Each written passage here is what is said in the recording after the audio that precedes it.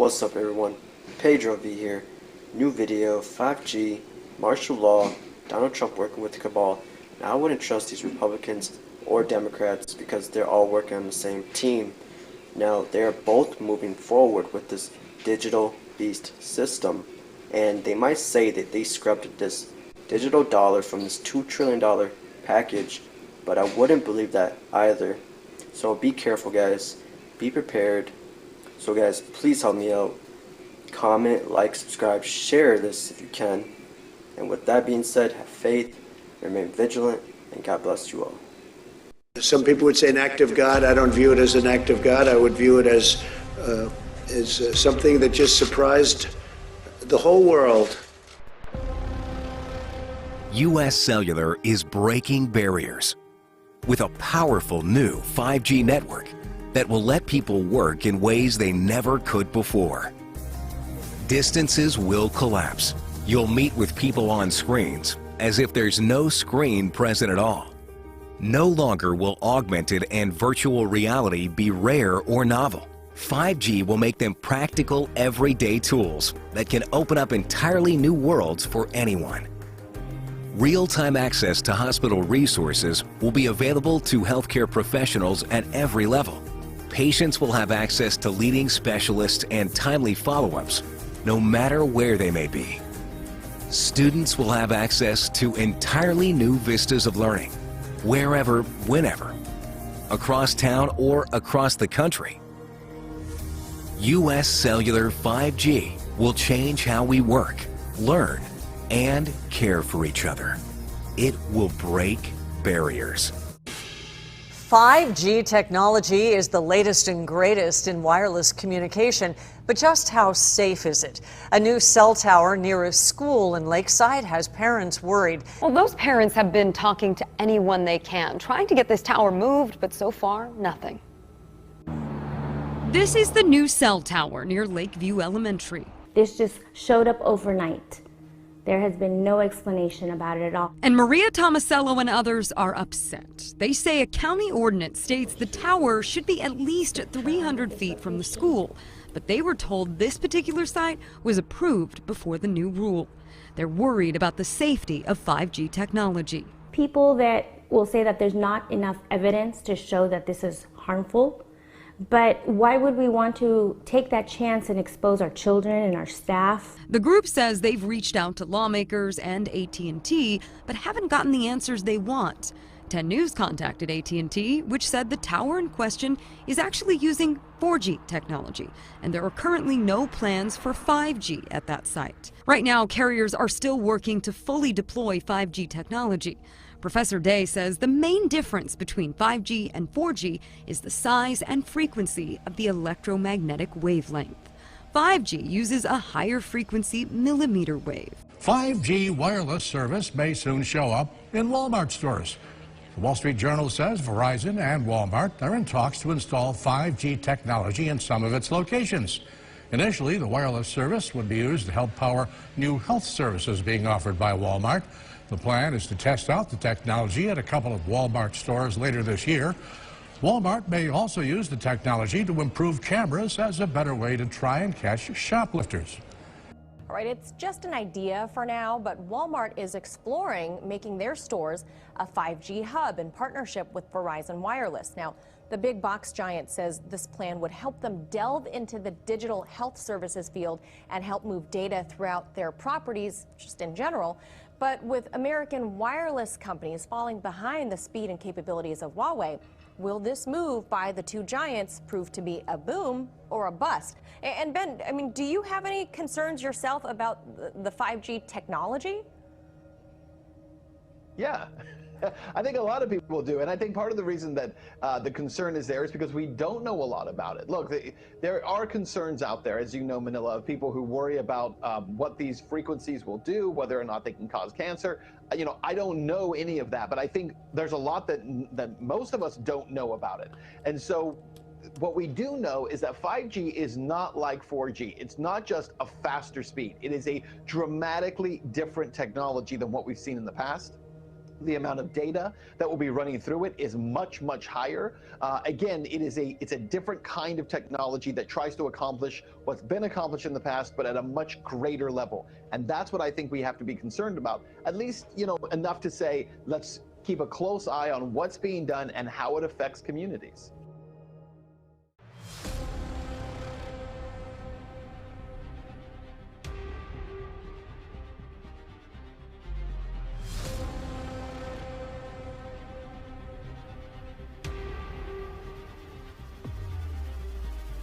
Is there any more consideration to a national lockdown to keep people in their homes? I don't think so.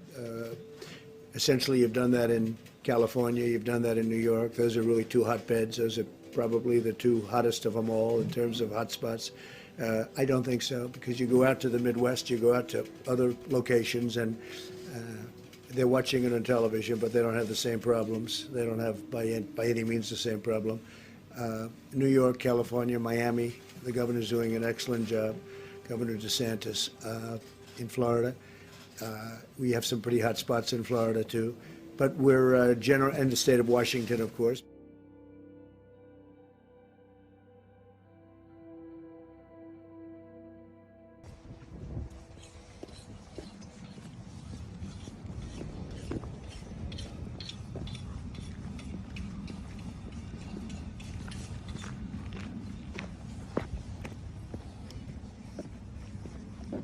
Inland Valley Construction, you guys keeping your truck sharp, man.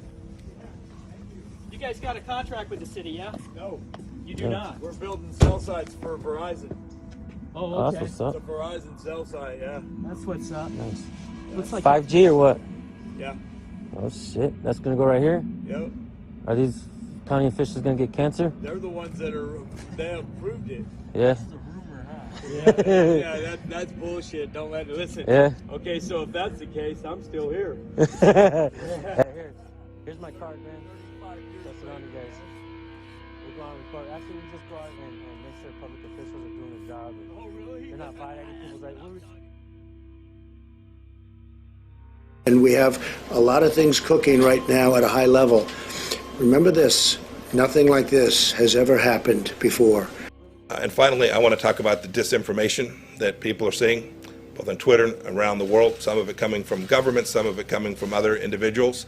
Just urge everyone, as they're seeing information that at one time suggested somehow this virus emanated from the United States Army, this information about lockdowns that are taking place. The men and women here at Camp Murray are waiting for orders to go out and help in the fight against the coronavirus after word came from the White House to get ready. Today I'm announcing action to help New York, California, and Washington ensure that the National Guard can effectively respond to this crisis. States across the country have mobilized the National Guard, but Washington is one of 3 states to have the Guard activated after a Title 32 order was approved by President Trump. And essentially what that means is the federal government will pay for the costs associated with using the National Guard. In addition to signing the latest coronavirus response package sent to him by Congress, the president also signed the Defense Production Act today, and it could invoke wartime authority over production of certain equipment. Michigan's National Guard is activated and ready to help in the ongoing coronavirus outbreak. Governor Doug Ducey calling out the Arizona National Guard to help with the coronavirus response. One of the real anxiety producers right now is when you go to the grocery store and a lot of those shelves are cleaned out. Well, help is on the way, and a good share of it is going to come from the Arizona National Guard. The modern military depends on its equipment, ammunition, and a wide range of supplies. And it depends on units, like the National Guard's 2220th Transportation Company, to deliver the goods. Now the National Guard will be delivering the goods to help keep us all going. The National Guard is now helping those in need during this pandemic. And one service that is very busy in these times, food banks. The Guardsmen will spend the next 30 days making sure local food pantries are prepared. Today, 20 local National Guard members began working full-time at Second Harvest Food Bank. This came after Governor DeWine declared that the Ohio National Guard would be deployed to assist in transporting, packaging, and distributing food to homes. So this is a sign of perhaps the new normal, right? The National Guard handing out food today. This is in Amador County at the Interfaith Food Bank in Sutter Creek. The food bank feeds about 63 families a day with donated food. The job usually done by volunteers who step up, but with so many of them sheltered in place, not wanting to go outside, the Guard has taken on the task to make sure the county's most vulnerable don't go hungry. So they have a whole laundry list of folks that they could reach out and use. The first of the 230th Aviation Unit, located out at McGee-Tyson, that has Black Hawk helicopters. And in the event that supplies or logistics that need to be transported around the state, that they could be reached out and touched to do that. And of course, the 134th, they have a whole plethora. I mean, it's a self-contained organization. It has a support group involved in it that has medical, it has transportation, it has communication. So all of those guys could be reached out and touched to do almost anything. Well, everyone, I am live right now. This is crazy. I'm live right now. I'm live right now at FedEx Field. This is what's going on. They have the military setting up for this quarantine. They're not playing games. OMG.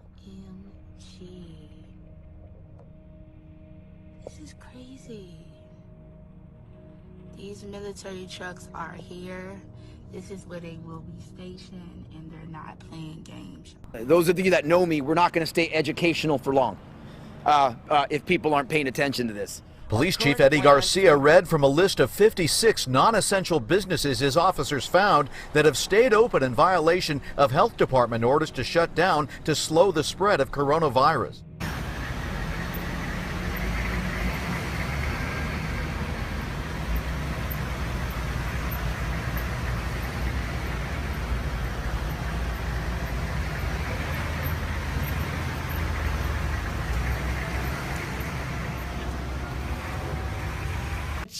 A number of people have said it, and I feel it, actually. I'm a wartime president. This is a war.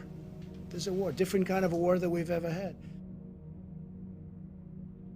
If we aren't able to act tomorrow, it'll be because of our colleagues on the other side continuing to dicker when the country expects us to come together and address this problem.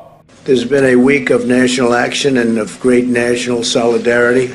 People are getting along. We're getting along with Republicans and Democrats and independents and liberals and conservatives, and actually it's a very nice thing to see.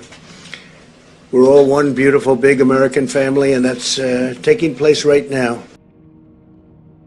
People are getting along. We're getting along with Republicans and Democrats. We're all one beautiful big American family, and that's taking place right now.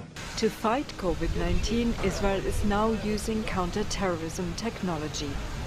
Cell phones of quarantined citizens and virus carriers can be tracked by Israel's domestic intelligence agency. The public understands and the public realizes that it is for their own national health services and for their own safety. A video showing a man being detained by special forces. He allegedly fled quarantine. The police is also tasked to break up gatherings of more than 10 people, which are now banned. At police headquarters in Jerusalem, operations are closely monitored. The tracking technology can also be used to identify those who were unknowingly in contact with a person carrying the virus.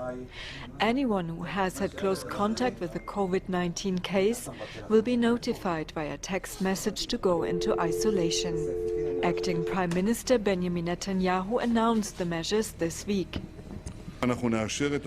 We will authorize the use of digital tools for a limited period of time of 30 days. Israel is a democracy, and we must maintain the balance between civil rights and the public's needs. The move has caused a debate in Israel over privacy and potential lack of oversight.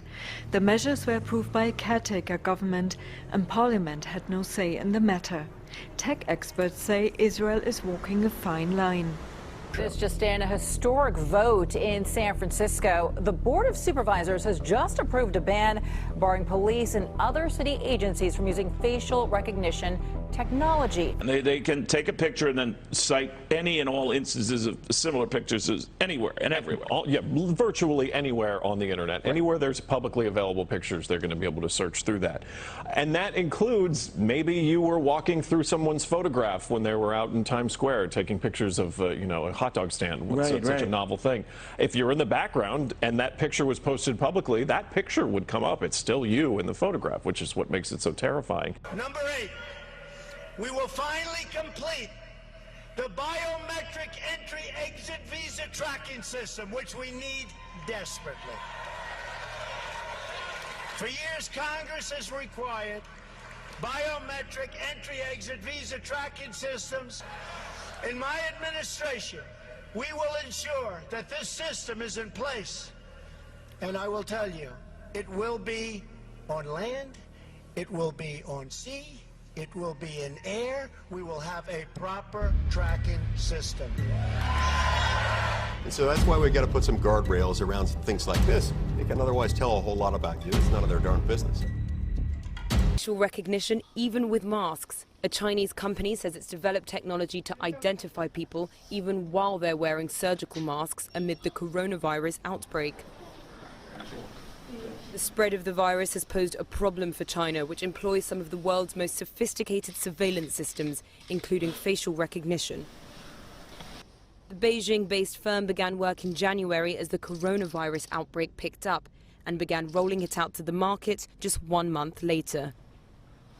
Huang claims it can identify everyone in a crowd of up to 30 people within a second. But he did note that the technology struggles to identify people wearing both a mask and sunglasses. The company has about 200 clients in Beijing using the technology, including the Ministry of Public Security. And they expect scores more across 20 provinces to start installing it soon.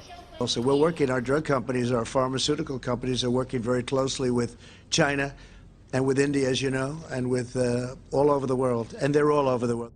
Closures at toll booths across the state had some drivers confused Thursday. Both the Florida Turnpike system and the Central Florida Expressway system are no longer staffing booths to collect cash payments. Even some businesses are going cashless as a precaution. As cities go into quarantine and schools shut down across the country to help fight the spread of coronavirus, our houses and apartments are becoming a new kind of home base. With stay-at-home orders the new norm, video conferencing has become the gathering place for those of us craving a social connection. A place for birthday parties when we can't get together. Happy birthday! Happy birthday! A welcome window into the weddings and celebrations we suddenly can't attend. Even the room where future doctors find out where they've matched for residency. At the center of this new reality is Zoom, a 9-year-old video conferencing platform that was originally built for business meetings. With so many people logging on from home, all this video conferencing and work is also raising new questions about how much the internet can really handle. Netflix, YouTube, Amazon, and Apple recently decided to reduce the quality of their streaming services in Europe to help handle the demand, a move that hasn't happened here in the U.S. yet. But there has been a surge. In hard-hit Seattle, internet usage has skyrocketed 40% since the coronavirus started spreading. But FCC Chair Ajit Pai doesn't think the spike will break the internet or slow it down. Is the internet capable of handling all of this traffic and demand? Thus far, it appears to be, and part of the reason is instead of going from point to point, for example, as the old telephone system did, the internet routes traffic according to the path of least resistance, so to speak, so that if there's congestion in one path, the internet can shift that traffic to another path. Cheers! And that's good to hear, as we depend on the internet to keep us together while we're apart. Talk to us exactly about how this information center will work and what this means for Facebook given their historically hands-off approach to misinformation. The question is whether they'll find it And what Zuckerberg announced today is that there will be something at the top of everyone's feeds called a coronavirus information center, where they will have verifiable information from the World Health Organization, the CDC, and others that is augmented by content that's created by celebrities and academics who can really help spread the message about things that are known to be best practices with the coronavirus, such as social distancing and hand washing technique. And they're hoping that by doing this, they can help balance the scales a little bit with a lot of the fear mongering that's happening and going viral on Facebook. We're responding to this with all hands on deck. We are taking down any harmful misinformation on the coronavirus. We're working with WHO very closely and directly, taking down things they think are harmful right away, working with local health ministries. We're trying to get good information out to people. In this case, they have a chance to actually be more aggressive because it's not Facebook saying what is true and false, it's the World Health Organization, it's the CDC. So they can lean on those determinations and say, well, the World Health Organization says it's bad if our users are sharing X about the coronavirus, so we will take it down based on their input. It's a lot harder to do that when it's something that a politician said about another politician, because then Facebook has to make the determination. So I think that this is allowing them to be a lot more aggressive, and it is, you're right, it is a big step beyond anything that they've ever done before. This technology is very invasive of our privacy, but a lot of technology is invasive of our privacy. And sort of the sad irony to all of it is we have happily been giving these companies our information and our photos. I think a lot of for this, years. I think you touched on this years ago, or maybe months ago, it just seems like years, that, you know, we like the convenience of the technology and we kind of shrug our shoulders about it. Right, because we don't really think about, well, how does Google pay for all of these web servers for me to do all these great comprehensive Google searches? Well, they pay for it by capturing every little detail of things that you do, putting it into a giant database, and then selling you advertisements based on all your behavior online. Facial recognition has been a hot topic on Capitol Hill, with Republicans and Democrats promising regulation. Facial recognition and privacy has united groups on the left and the right up here. Alp Toker is the founder of an internet advocacy group called NetBlocks. He says it's surprisingly easy for the government to turn off access to specific sites. This is basically an engineer with a button on the switch. When they see something they don't like, they press the button. But authorities can be more subtle in how they control the internet, not just by blocking sites, but by simply slowing down the connection. This is called throttling. So it looks like your apps are still running when in fact the interference is at a level that makes using the internet painful. So the video you're trying to watch on YouTube becomes very low res, or it keeps loading. We spoke to network engineers who monitor internet censorship, and they say that it's even hard for them to really pinpoint the specific reason behind a slow connection. And they say that's likely why some governments have turned to throttling to shrug off accountability. With vast numbers of people working and learning remotely, their home networks will definitely feel the strain. But from a figure of speech to reality comes the question, could coronavirus actually break the internet? The architecture of broadband services for most neighborhoods, you do notice greater lag, less bandwidth whenever there are many people using the network all at the same time. So, most experts say usage among stock trading sites, gamers, corporate VPNs, and others will likely feel the strain, but that the high usage among households will not be enough to crash most services. I think we'll also see that in mobile, where you'll see a greater stress on the mobile network.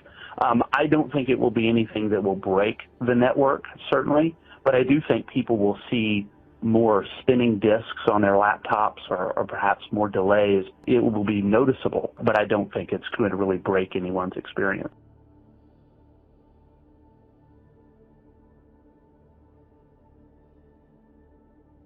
While students are home, some school districts are still working on online learning plans. News 6's Amanda Castro found out one thing telecom companies say they don't have to worry about is the internet. Staying connected while practicing social distancing. Millions of students taking their lessons from the classroom to their homes, and more employees are working remotely to stop the spread of the coronavirus. Charter Communications tells us it constantly monitors its network, and so far it hasn't seen a major increase in daytime network activity. AT&T is offering its customers unlimited internet data. Verizon says its networks are designed to meet future demand. And CenturyLink says it can quickly add capability, modify paths, and shape traffic to meet its customers' changing needs. Central Florida schools now tasked with making sure students have access. Seminole County says it'll give laptops to students who don't have a home computer. Orange and Volusia counties are working with providers to make sure their students can continue their lessons virtually. Flagler and Osceola counties are working to get additional hotspots. The more people attempt to get around it, the more governments are going to try to switch it off. The UN says restrictions on internet access are a violation of human rights. But many countries already have laws that make it legal to shut down the internet on grounds related to national security or stopping the spread of fake news. Also, through the FCC's Keep Americans Connected pledge, more than 60 companies, including AT&T, Comcast, Sprint, and Verizon, promise not to terminate internet services to any residential or small business customers who can't pay their bills due to disruptions caused by the coronavirus pandemic. Some providers are also offering free internet to students without Wi-Fi, suspending data caps, and increasing internet speeds in general.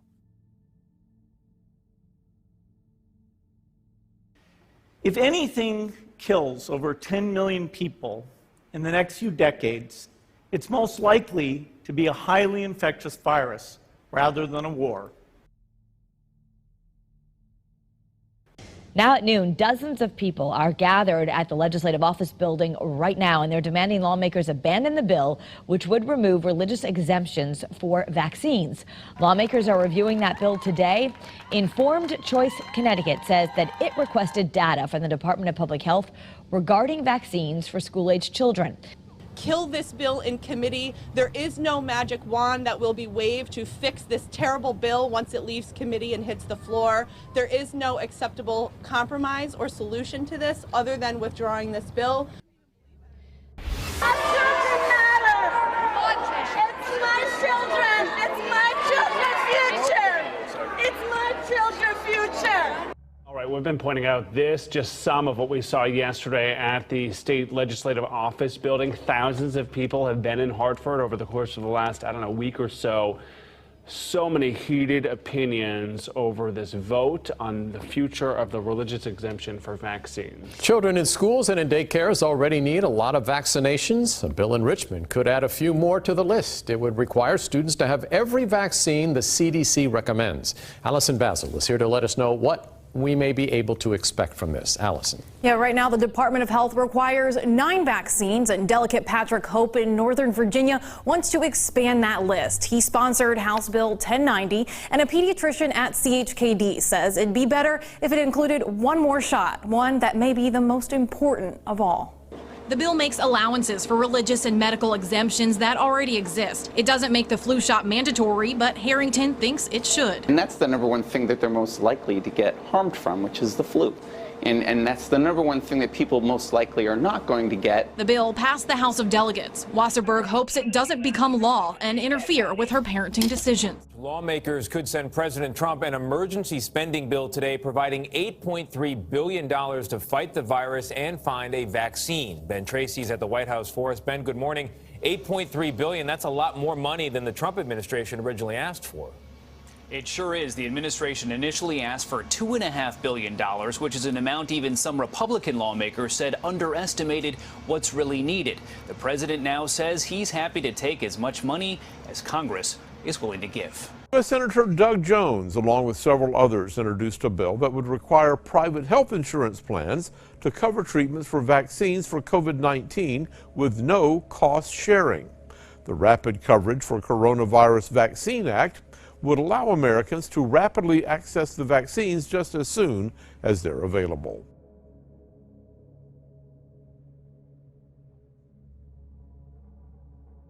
Sure. And one thing, Secretary of State Pompeo is extremely busy, so if you have any question for him right now, could you do that? Because you know what I'd like to do? I'd like him to go back to the State Department, or as they call it, the Deep State Department, if you don't mind. According to financial disclosures, Senators Kelly Loeffler of Georgia, Jim Ivanhoe of Oklahoma, Dianne Feinstein of California, and Richard Burr of North Carolina each sold hundreds of thousands of dollars in stock within days of the Senate holding a classified briefing on January 24th with administration officials on the threat of the coronavirus outbreak. Second, if I may, sir, are you concerned about members of Congress that may have used information they learned on updates to sell stocks and profit off of this? I'm not aware of it. I saw some names. I know all of them. I know everyone mentioned Dianne Feinstein, I guess, and a couple of others. I don't know too much about what it's about, but I find them to all be very honorable people. That's all I know. And they said they did nothing wrong. I find them, the whole group, very honorable people. Yeah, please. Mr. President, so the whole group would include Richard Burr, the head of the Intelligence Committee, and it also would include Senator Kelly Loeffler. And so the question is whether or not they should be investigated for that behavior. Well, it also includes Dianne Feinstein, a Democrat. You didn't mention her name. Why didn't you mention her name? And I think she's a very honorable person, by the way. So I'm not saying, but you know, it's interesting that you mentioned two people, but you don't mention one that happens to be a Democrat. Any senator, should they be I don't know, because I'd have to look at it, possibly, but I find them to be honorable people, yeah. That day, he dumped up to $1.7 million in stocks in 33 separate transactions. Burr bought nothing that day. It was a flurry of selling. Sell, sell, sell. Essentially, it was a cash out. In fact, it was. 2 years ago, Roll Call estimated that Burr had a total net worth of about $1.7 million. In other words, that day in February, Richard Burr suddenly decided to sell virtually everything he owned. Discussing the Federal Reserve, as you know. It just happened minutes ago, but to me it makes me very happy. And I want to congratulate the Federal Reserve. For starters, they've lowered the Fed rate. It's quite a bit, about a point. And in addition, very importantly, the Federal Reserve is going to be purchasing $500 billion of treasuries and $200 billion of mortgage-backed securities, and that number can increase. I think that people in the market should be very thrilled, and that brings us the strongest country in the world by far, financially and every other way. It's probably not the way Les Wexner pictured it. In an email to employees, Wexner said, "We've seen our business evolve and take new paths many times before. Still, change is never entered into lightly, and the decision to take this action comes after thorough and thoughtful examination." Jeff Weiner, CEO of LinkedIn for the past 11 years, is stepping down as CEO. The man who took the company from a $26.5 billion credit card business and turned it into a $301 billion financial behemoth has announced he'll transition to the role of executive chairman by year's end. We're also following breaking news in the last half hour. This on IBM. Ginny Rometty's going to be stepping down as the CEO. I think it's April 6th that she will step down officially. Yeah, I just want to give you guys an idea of the scope of this announcement. We're right down the street from the New York Hotel and Casino. Right next door, the Excalibur. Right next door to that, Luxor. You go down a little bit more on the strip, you get Mandalay Bay. All four of these hotels fall under the umbrella of MGM Resorts. We have a major news now from the business world. Bob Iger stepping down after 15 years as CEO of Disney. That is our parent company. So it caught a lot of people by surprise. It did, Robin, and it's the end of an era. What an era it has been. Bob Iger is one of the most powerful people in entertainment. He's led Disney to unprecedented success. A Fox Business alert, Microsoft co-founder Bill Gates stepping down from the board of directors of Berkshire Hathaway and Microsoft. He's going to continue to serve as technology advisor to Microsoft CEO. The Queen, I'm sure, would want to end her reign feeling that she had left the monarchy secure.